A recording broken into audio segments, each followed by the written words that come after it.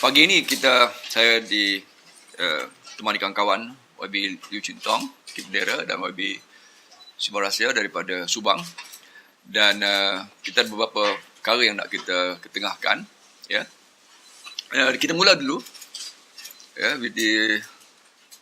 with the election coming ever so closer. Pertama dan kita pun diambang 16 September, Hari Malaysia. Saya mulakan begitu dulu.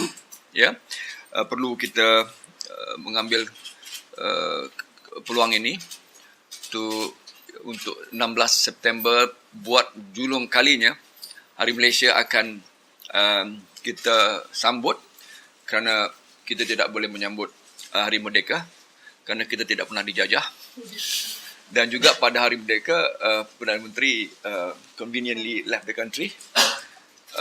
Tetapi yang lebih penting untuk saya tekankan di sini, we would like to take this opportunity to recognize the struggle of the people yang hari ini sudah pada akhirnya, at long last, after 47 years, kita bakal esok menyambut Hari Malaysia 16 September. And this is directly a recognition particularly of the people of Sabah and Sarawak, dan seluruh negeri-negeri yang lain dalam Persekutuan Malaysia yang perlu kita rakamkan the historical significance of the formation of the Federation of Malaysia. Dan perkara ini saya kira perlu kita reiterate, kita perlu tegaskan betapa kemenangan pada rakyat dalam perjuangan ini, khususnya daripada negeri Sabah dan Sarawak dan seluruhnya negeri-negeri di Semenanjung. Maka sesuai dengan itu juga kami dalam Pakatan Rakyat, khususnya dalam Jawatankuasa Bajet, sesuai dengan bajet yang bakal kami bentangkan pada 4 hari bulan Oktober, hari Selasa, menegaskan akan isu ini atas tema dan agenda Hari Malaysia ini, bahawa kita akan bakal mengembalikan seperti mana yang ditegaskan dalam buku Jingga, di 20% oil royalty to the states yang memiliki minyak, seperti dalam ditegaskan dalam the PDA, Petroleum Development Act of 1960. Maka ini adalah janji kami yang akan kita lunaskan, akan kita tunaikan sebaik saja kita mengambil alih Putrajaya dengan bantuan rakyat dengan izin Allah pada pilihan raya ke-13 akan datang. Itu noktah yang pertama. Keduanya, sesuai dengan juga apa yang hari ini hampir 3 tahun, the third anniversary of Perdana Menteri yang memegang jawatan Menteri Kewangan in MOF, Ministry of Finance.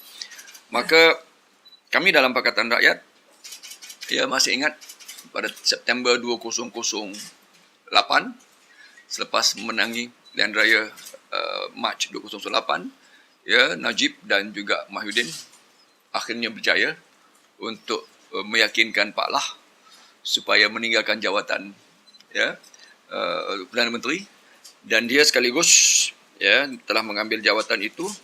Namun Pakatan Rakyat pada hari ini merakamkan bahawa prestasi dan performance Datuk Seri Najib Tun Razak di segi khususnya dalam konteks bajet sebagai Menteri Kewangan adalah jauh daripada memuaskan. It's far from satisfactory. Performance Najib Tun Razak yang melontarkan beberapa keinginan untuk reforms, akhirnya sehingga hari ini kita tidak boleh memberikan markah yang lulus pun tak boleh. He had flip-flop, backtrack dalam banyak hal. Paling mutakhir adalah, sudah masih ingat, 600 SST, Sales Services Tax pada prepaid, prabayar pengguna. Dan ini sekali lagi menunjukkan bahawa setelah dia meluluskan dalam bajet 2012 dalam pembentangannya tahun lalu, dia memasukkan peningkatan 1% pada 5% of SST ketika itu, dan pada Januari 2011 pelaksanaan itu sewajarnya dilakukan, dan DG, Axis dan Celcom, ya, yang rata-ratanya punya 80%, paling tidaknya 70% pengguna Prabaya mahu memindahkan passing the cost of this tax kepada pengguna. Suddenly Datuk Seri Najib Tun Razak semacam tidak pernah tahu bahawa dia telah meluluskan perkara ini. Now this is one of the greatest testimony kepada flip-flopnya, dan akhirnya telcos terpaksa menunda. Saya ingin tambah satu nokta lagi saja, dan ini adalah kaitan dengan kandungan ucapan pada malam ini, ya, yang akan dibuat oleh Perdana Menteri yang telah diwar-warkan sedikit dalam laporan berita pada pagi ini. Ada kata beliau akan sentuh pada isu Akta ISA, Akta Zalim ini, dan juga kepada kebebasan media. Jadi kita ingin beri komen sedikit. Laporan berita yang saya baca pada pagi ini memberi gambaran sedikit. Beliau akan umumkan, ada kemungkinan beliau akan umumkan pindahan, ataupun ada yang orang kata mungkin mansuhkan juga ISA. Tapi itu saya belum percaya lagi lah. Tapi akan umumkan pindahan sedikit. Bagi Pakatan Rakyat, isu pindahan atau kalaupun mansuhan ISA ini pun tak cukup. Sebab apa yang kita pendekatan atau pendirian Pakatan Rakyat adalah apa kita tak akan terima lah, ya, lagi, ya, apa-apa undang-undang yang membenarkan tahanan tanpa bicara. Dan dalam konteks ini IC saja bukan masalah dia. Kita juga ada undang-undang zalim, emergency ordinance, yang kita baru lihat digunakan untuk menangkap dan menahan YB Dr. Kumar Devaraj dan 5 rakan lagi. Dan pengalaman itu menunjukkan Akta EO ini sama, tidak apa-apa perbezaan dengan ISA. Kezaliman yang sama, ya. Tangkap tanpa apa-apa bukti dan simpan dalam penjara sebulan, dan kalau perlu lebih juga.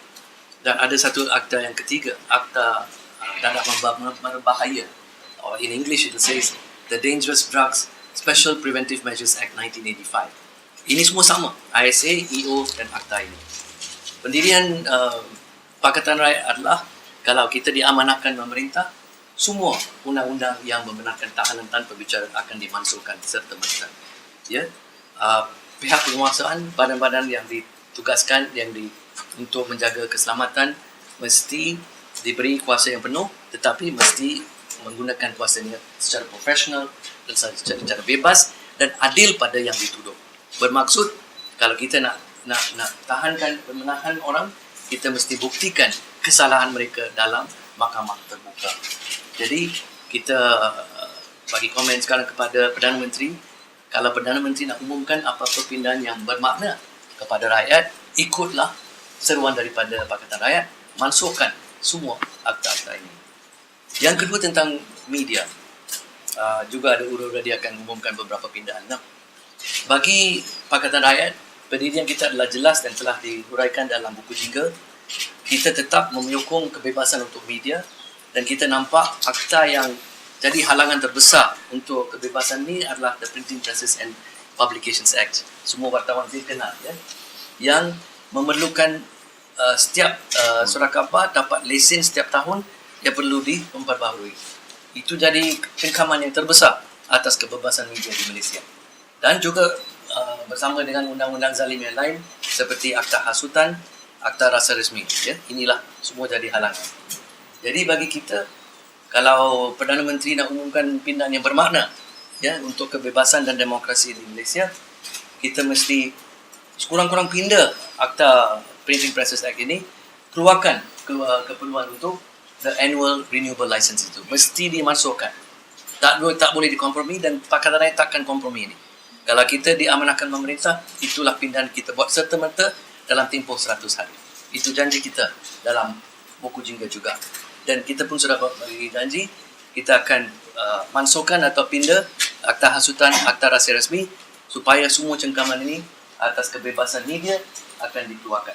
Ya? Dan media di Malaysia akan dibenarkan satu konteks yang bebas untuk mengeluarkan fakta dan pandangan kepada rakyat Malaysia.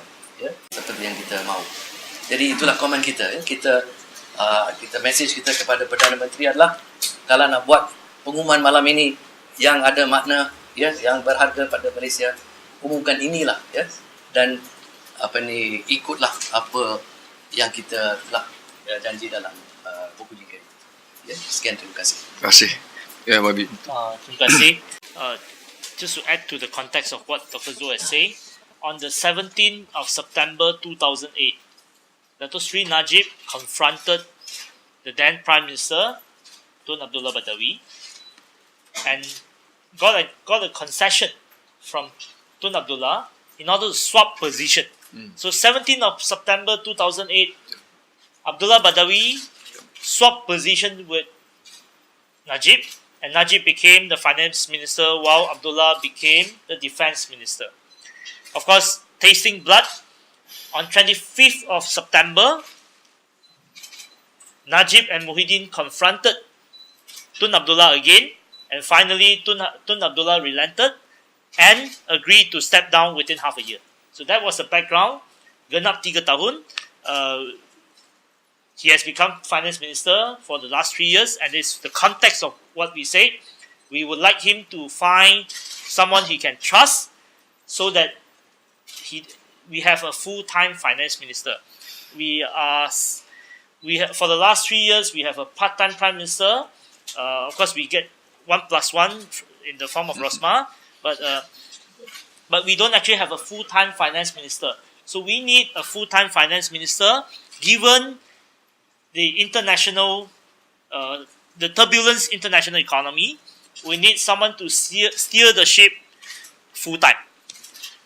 Second point is that the Pakatan Rakyat Budget Committee is working on rebalancing the role of Prime Minister Department and Parliament. Next week, we'll announce some measures how to strengthen parliamentary democracy in Malaysia and how to reduce the power of Prime Minister Department so that we unleash the potential of other ministry and also give importance to Parliament. So this is something that we are working on. As we have announced earlier, we will cut the budget of Prime Minister Department from 15.86 billion in this year to 5 billion. So we have saved almost 11 billion for Malaysians through this exercise. Thank you.